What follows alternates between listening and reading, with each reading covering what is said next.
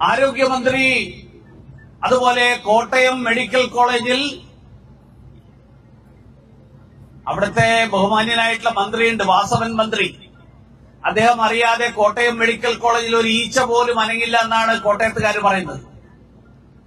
അദ്ദേഹം അവിടെ നേരിട്ട് വന്ന് ഇവർ രണ്ടുപേരും നേരിട്ട് സർട്ടിഫിക്കറ്റ് കൊടുത്തു.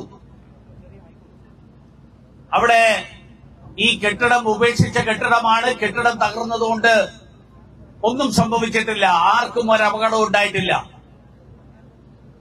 നമ്മുടെ ആരോഗ്യമന്ത്രി അവരുടെ നിയമസഭയിലെ പ്രസംഗം നമ്മളെല്ലാവരും കേട്ടിട്ടുള്ളതാണ്. ഈ നാടിന്റെ കപ്പിത്താനെ കുറിച്ചുള്ള പ്രസംഗം. ആരോഗ്യ വകുപ്പിന് കപ്പിത്താനില്ലാത്ത അവസ്ഥയാണ് മാഡം. ആരോഗ്യ വകുപ്പ് എന്ന കപ്പൽ അത് പകുതി മുങ്ങിക്കഴിഞ്ഞിരിക്കുകയാണ്. ബിന്ദു എന്ന സ്ത്രീ മരിച്ചത്, ആരോഗ്യമന്ത്രി പണ്ടൊരിക്കൽ പറഞ്ഞത് കോവിഡിന്റെ കണക്കുകൾ മറച്ചുവെക്കുന്നു എന്നുള്ള ആരോപണം വന്നപ്പോ പറഞ്ഞത് ചക്ക വീണ് മരിക്കുന്ന ആളുകളെ അടക്കം കോവിഡ് മരണത്തിന്റെ കണക്കിൽ ഉൾപ്പെടുത്തിയ സാഹചര്യമുണ്ടായി എന്നാണ്. ഇവിടെ ബിന്ദു മരിച്ചത് ചക്ക വീണിട്ടല്ല വേണം, കെട്ടിടം തകർന്നിട്ടാണ്. കേരളത്തിന്റെ ആരോഗ്യ മേഖലയെക്കുറിച്ച് കേന്ദ്രം നൽകുന്ന പണം പോലും ചെലവഴിക്കാൻ കഴിയാത്ത ഒരു ആരോഗ്യ വകുപ്പ്. കഴിഞ്ഞ വർഷങ്ങൾക്കിടയിൽ നാഷണൽ ഹെൽത്ത് മിഷന്റെ പേരിൽ മറ്റ് നിരവധി പദ്ധതികളുടെ പേരിൽ ആയിരക്കണക്കിന് കോടി രൂപയാണ് കേന്ദ്ര സർക്കാർ നൽകിയത്. ആ പണം ചെലവഴിക്കാൻ സംസ്ഥാന സർക്കാരിലെ ആരോഗ്യ വകുപ്പിന് സാധിച്ചിട്ടില്ല. മാത്രമല്ല, ആരോഗ്യ വകുപ്പിന് വേണ്ടി ബജറ്റിൽ പ്രഖ്യാപിക്കുന്ന തുക പോലും വെട്ടിക്കുറക്കുന്ന സാഹചര്യം, ആ സാഹചര്യമാണ് കഴിഞ്ഞ ഏതാനും വർഷങ്ങളായിട്ട് ഉണ്ടായിക്കൊണ്ടിരിക്കുന്നത്. 276 കോടി രൂപ പ്രഖ്യാപിച്ചു, അവസാനം അത് പുതുക്കിയപ്പോൾ 138 കോടിയായി. കേരളത്തിലെ സർക്കാരിന് മരുന്ന് കൊടുക്കാൻ മരുന്ന് കമ്പനികൾ തയ്യാറല്ല. ഒരു കാലത്ത് 216 കമ്പനികൾ കേരളത്തിൽ ആരോഗ്യ വകുപ്പിന് മരുന്ന് കൊടുത്തിരുന്നുവെങ്കിൽ അവർക്ക് വേണ്ട പണം കൊടുക്കാത്തതിന്റെ പേരിൽ, കുടിശ്ശിക വരുത്തിയതിന്റെ പേരിൽ ആ മരുന്ന് കമ്പനികളുടെ എണ്ണം 186 മാത്രമല്ല, പണം കിട്ടാത്ത ആളുകൾ ഇപ്പൊ ചെയ്യുന്നത് മരുന്നിന്റെ വില 30% വരെ വർദ്ധിപ്പിച്ചുകൊണ്ടാണ് സർക്കാരിന് നൽകുന്നത്. അത് മാത്രമല്ല, കാരുണ്യ പദ്ധതിയുടെ പേരിൽ അങ്ങനെയുള്ള നിരവധി പദ്ധതികൾ, ആ പദ്ധതികളിൽ സർക്കാർ ആശുപത്രികളിൽ അടക്കം വരുത്തിയിട്ടുള്ള കോടിക്കണക്കിന് രൂപയുടെ കുടിശ്ശിക കാരണം പല ആശുപത്രികളും രോഗികളെ ഈ തരത്തിലുള്ള പദ്ധതികളിൽ ഉൾപ്പെടുത്തി ചികിത്സയ്ക്ക് സ്വീകരിക്കാനടക്കം മടി കാണിക്കുന്ന സാഹചര്യം. പക്ഷേ ആരോഗ്യമന്ത്രിയും മുഖ്യമന്ത്രിയും ഒക്കെ മാധ്യമ പ്രവർത്തകരോടും ജനങ്ങളോടും പറയുന്നത് എന്താ? കേരളം ആരോഗ്യ മേഖലയിൽ നമ്പർ 1 ആണ്. ആ നമ്പർ 1 പ്രചാരവേല തകർന്നു പോകും എന്നുള്ള ഭീതി കൊണ്ടാണ്, അങ്ങനെയുള്ള ആശങ്ക കൊണ്ടാണ് ഇന്നലെ ഈ കെട്ടിടം തകർന്നപ്പോ ആദ്യം തന്നെ വന്നിട്ട് പ്രഖ്യാപിച്ചത് കെട്ടിടം തകർന്നെങ്കിലും ആർക്കും ഒരു ജീവനും അപകടമുണ്ടായിട്ടില്ല. ഞാൻ ചോദിക്കട്ടെ, കേരളത്തിലെ ഈ ആരോഗ്യ വകുപ്പ് കഴിഞ്ഞ കുറെ വർഷങ്ങളായിട്ട് കേരളത്തിന് അപമാനകരമായിട്ടുള്ള ഒരു സാഹചര്യത്തിലേക്കാണ് പോയിക്കൊണ്ടിരിക്കുന്നത്. അതുകൊണ്ടാണല്ലോ തിരുവനന്തപുരം മെഡിക്കൽ കോളേജിലെ ഒരു ഡോക്ടർക്ക്, പാർട്ടിക്കാരനാണെന്ന് എല്ലാവരും അംഗീകരിക്കുന്ന ഒരു ഡോക്ടർ, CPM അനുകൂലിയാണെന്ന് അംഗീകരിക്കുന്ന ഡോക്ടർ, ആ ഡോക്ടർക്ക് പരസ്യമായിട്ട് പറയേണ്ടി വന്നു. അവസാനം ഇപ്പോ മുഖ്യമന്ത്രി അടക്കം നടത്തിയ പരസ്യമായിട്ടുള്ള ഭീഷണി, ആ ഭീഷണിക്കൊടുവിൽ ആ സമർത്ഥനായിട്ടുള്ള ഡോക്ടർക്ക് ഞാൻ ചെയ്തത് തെറ്റായിപ്പോയി എന്ന് പറയേണ്ടി വരുന്ന ഒരു സാഹചര്യം, ആ സാഹചര്യത്തിലെത്തിയിരിക്കുകയാണ്. അസുഖം ബാധിച്ചു വരുന്ന ആളുകളോട്, ശസ്ത്രക്രിയക്ക് വരുന്ന ആളുകളോട് ഉപകരണങ്ങൾ അടക്കം, അതിനടക്കം കാശ് വാങ്ങേണ്ടി വരുന്ന സാഹചര്യം, ആ സ്ഥിതിയിലാണ് കേരളത്തിലെ ആരോഗ്യ വകുപ്പ്. അങ്ങനെ തകർച്ചയിലായിട്ടുള്ള ആരോഗ്യ വകുപ്പ്. ഇതിന്റെ കൂട്ടത്തിൽ 2 പ്രതികൾ കൂടി ഈ സംഭവത്തിലുണ്ട്. ഞാൻ നേരത്തെ പറഞ്ഞു, ഡിസാസ്റ്റർ മാനേജ്മെന്റ് അതോറിറ്റിയുടെ ചുമതല വഹിക്കുന്ന മുഖ്യമന്ത്രി. ഡിസാസ്റ്റർ മാനേജ്മെന്റ് അതോറിറ്റിയുടെ ചുമതലയല്ലേ ഒരു കെട്ടിടം തകർന്നു കഴിഞ്ഞാൽ ആ കെട്ടിടത്തിനകത്ത് ആരെങ്കിലും പെട്ടിട്ടുണ്ടോ എന്ന് പരിശോധിക്കുക എന്നുള്ളത്. എന്തുകൊണ്ട് ഇത്രയും കാലതാമസം വന്നു? എന്തുകൊണ്ട് ജില്ലാ കളക്ടർ ഉടൻ സ്ഥലത്തെത്തിയിട്ടില്ല?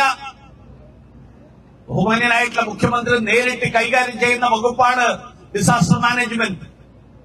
ആ വകുപ്പിന്റെ കുത്തഴിഞ്ഞ അവസ്ഥ കഴിഞ്ഞ കാലങ്ങളിൽ പ്രളയത്തിന്റെ കാലത്തും മണ്ണൊലിക്കലിന്റെ കാലത്തും അതുപോലെ ഉരുൾപൊട്ടലിന്റെ കാലത്തുമൊക്കെ നമ്മൾ കണ്ടിട്ടുള്ളതാണ്, നമ്മൾ അനുഭവിച്ചിട്ടുള്ളതാണ്. കോട്ടയം മെഡിക്കൽ കോളേജിൽ ഈ സംഭവത്തോടുകൂടി ഒരിക്കൽ കൂടി അത് വ്യക്തമായിരിക്കുകയാണ്. മറ്റൊരാൾ കൂടിയുണ്ട്, അയാൾ ഇന്നലെ മുതൽ മിണ്ടിയിട്ടില്ല, നമ്മുടെ മരുമകൻ മന്ത്രി. കാരണം പൊതുമരാമത്ത് വകുപ്പ് അദ്ദേഹത്തിന്റെ ചുമതലയാണ്. 2013 മുതൽ ഫിറ്റ്നസ് സർട്ടിഫിക്കറ്റ് കൊടുത്തിട്ടില്ലാത്ത കെട്ടിടമാണിത്. ആ കെട്ടിടം എന്താ പൊളിച്ചു നീക്കാതിരുന്നത്? ആ കെട്ടിടത്തിന് ഫിറ്റ്നസ് ഇല്ലെങ്കിൽ അവിടെ ഒരു ബോർഡ് സ്ഥാപിക്കേണ്ടതായിരുന്നില്ലേ? ഈ കെട്ടിടത്തിനകത്ത് ഇത് അപകടാവസ്ഥയിലാണ്, ഇതിനകത്ത് ആരും പ്രവേശിക്കരുത്, അവിടെ ആരും പ്രവേശിക്കുന്നില്ല എന്ന് ഉറപ്പുവരുത്താനുള്ള സംവിധാനങ്ങൾ ഏർപ്പെടുത്തേണ്ടിയിരുന്നതല്ലേ? കേരളത്തിലെ പൊതുമരാമത്ത് വകുപ്പ്, ആ പൊതുമരാമത്ത് വകുപ്പിനും ഇതിൽ ഉത്തരവാദിത്വമുണ്ട്. ബിന്ദുവിന്റെ മരണം കേവലം വീണ ജോർജിന്റെ കെടുകാര്യസ്ഥത കൊണ്ട് മാത്രമല്ല, മരുമകൻ മന്ത്രിയുടെ നേരിട്ടുള്ള ചുമതലയിലുള്ള മാസം തോറും ദേശീയപാത പരിശോധിക്കാൻ ഇറങ്ങി പുറപ്പെടുന്നു എന്ന് വീമ്പളക്കുന്ന മന്ത്രി അപകടത്തിലായ ഉപയോഗരഹിതമാണ് എന്ന് പറയുന്ന ഒരു കെട്ടിടം, ആ കെട്ടിടം ഒന്നുകിൽ പൊളിച്ചു മാറ്റണം. 2013 ശേഷം ഫിറ്റ്നസ് ഇല്ല എന്നാണ് പറയുന്നത്. 10 വർഷമായി, 11-12 വർഷമായി, 12 വർഷമായിട്ട് ഫിറ്റ്നസ് സർട്ടിഫിക്കറ്റ് ഇല്ലാത്ത ഒരു കെട്ടിടം മെഡിക്കൽ കോളേജിന്റെ ക്യാമ്പസിനകത്ത് നിലനിൽക്കുക. ഇന്നലെ രാവിലെ പോലും നൂറുകണക്കിന് രോഗികളുടെ കൂട്ടിരിപ്പുകാർ അവരൊക്കെ ആ കെട്ടിടത്തിലെ പ്രാഥമിക സൗകര്യങ്ങൾക്ക് വേണ്ടിയിട്ടുള്ള സംവിധാനങ്ങൾ ഉപയോഗപ്പെടുത്താനുള്ള സാഹചര്യം ഉണ്ടാക്കി കൊടുക്കുക. ഈ മരണത്തിന്റെ ഉത്തരവാദികൾ, ആ ഉത്തരവാദികളിൽ പൊതുമരാമത്ത് വകുപ്പിന് അതിൽ നിന്ന് കൈകഴുകി മാറാൻ പറ്റുമോ? എന്തുകൊണ്ട് ഇത് സംഭവിക്കുന്നു? 12 കൊല്ലമായിട്ട് എന്തുകൊണ്ട് ഇതിനെ സംബന്ധിച്ച് ഒരു വിലയിരുത്തലും നടക്കുന്നില്ല? ഫിറ്റ്നസ് ഇല്ലാത്ത ഒരു സർട്ടിഫിക്കറ്റ് ഇല്ലാത്ത ഒരു കെട്ടിടം കേരളത്തിലെ മെഡിക്കൽ കോളേജിന്റെ ആ ക്യാമ്പസിനകത്ത് നിലനിൽക്കാൻ ആരുടെ അനുവാദപ്രകാരമാണ് അതിനു വേണ്ടിയിട്ടുള്ള സംവിധാനം ഒരുക്കിയത്?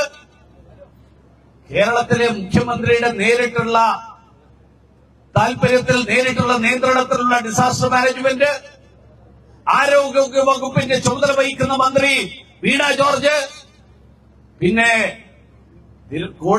കോട്ടയം മെഡിക്കൽ കോളേജ് നേരിട്ട് ഭരിക്കുന്ന കോട്ടയത്തുകാരൻ വാസവൻ മന്ത്രി, പിന്നെ നമ്മുടെ മരുമകൻ മന്ത്രി.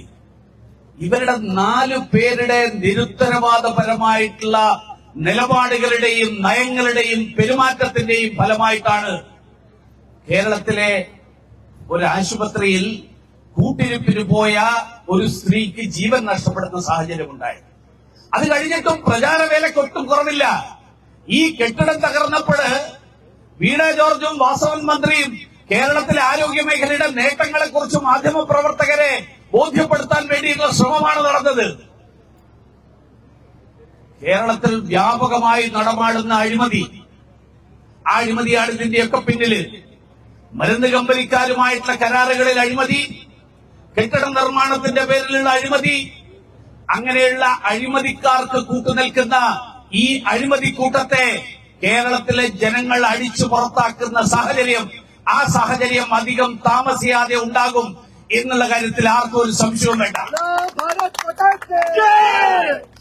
അതുകൊണ്ട് കേരളം നമ്പർ 1 എന്നുള്ള പ്രചാരവേല നടത്തി. ഒരാൾക്ക് ആരോഗ്യ വകുപ്പിലെ വീഴ്ചകൾ പറയാനുള്ള സാഹചര്യം പോലുമില്ല. കാരണം മുഖ്യമന്ത്രിക്ക് വാഴ്ത്തുപാട്ടുകൾ മാത്രമേ ഇഷ്ടമുള്ളൂ, അല്ലാത്ത ഒരു കാര്യവും മുഖ്യമന്ത്രിക്ക് ഇഷ്ടമല്ല. ആ വാഴ്ത്തുപാട്ടിന്റെ കാലഘട്ടം, ആ കാലഘട്ടം സൃഷ്ടിച്ചുകൊണ്ട് കേരളത്തെ അപകടകരമായിട്ടുള്ള സാഹചര്യത്തിലേക്ക് തള്ളിവിടുന്ന ഈ സർക്കാരിന് അധികകാലം ആയുസ്സിനിയില്ല എന്ന് മുന്നറിയിപ്പ് നൽകാൻ ഞാൻ ഈ അവസരത്തിൽ ആഗ്രഹിക്കുകയാണ്. അതുകൊണ്ട് ഇവരെ ചവിട്ടി പുറത്താക്കി ചാണകം തെളിയിച്ചാൽ മാത്രമേ കേരളത്തിലെ ആരോഗ്യ രംഗത്തെ ശുദ്ധീകരിക്കാൻ കഴിയുകയുള്ളൂ. അതിന് കേരളത്തിലെ ജനങ്ങൾ മുന്നോട്ട് വരാൻ പോവുകയാണ്.